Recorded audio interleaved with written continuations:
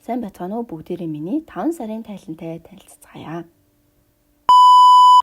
Бид энэхүү 5 сард англи хэлний сертификат болон бүжитмаа багштайгаа уулзалтсан. За мөн Кансат тэмцээний амжилтаа оролцож өндөрлүүлсэн байгаа.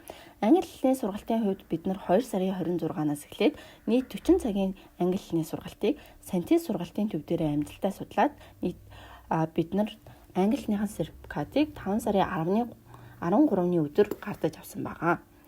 За хоёр дахь үйл ажиллагаа болох бүжитмаа багштайгаа бид нар 5 сарын 15-ны өдөр уулзалцсан.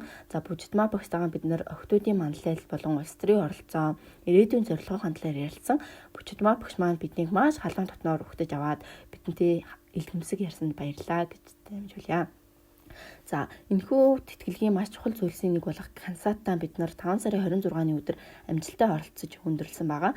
Анх бид нар 2 сарын 16-нд Кансатаа уулзаад багийнхаа даалгаврын талаар ярилцсан. За бидний даалгаврын зорилго нь болохоор хураа газраас ногоон хэсгийг олж таниад цөлжилтийг тогтоох байсан.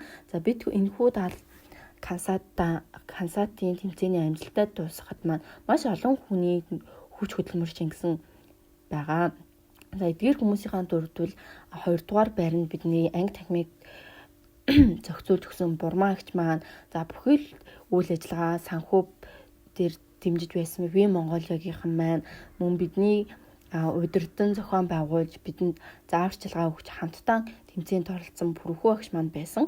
За тэгээд нийт оролцсон охтуудаа болон багш Ви Монголиогийн ихт нартаа бүгдэнд нь баярлан талархлаа илэрхийлье.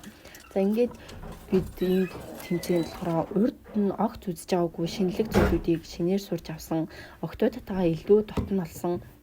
За тэгээд өөрийнхөө яг сонирхдаг зүйлийг илүү ихээр мэддэг болсон. За тэгээд Кансат тэмцээн маань 5 сарын 26-ны өдөр их хотоос зайдуулсан. Тэгээд бид нар тэмцээнийхээ даалгаврыг амжилттай гүйцэтгэсэн байгаа.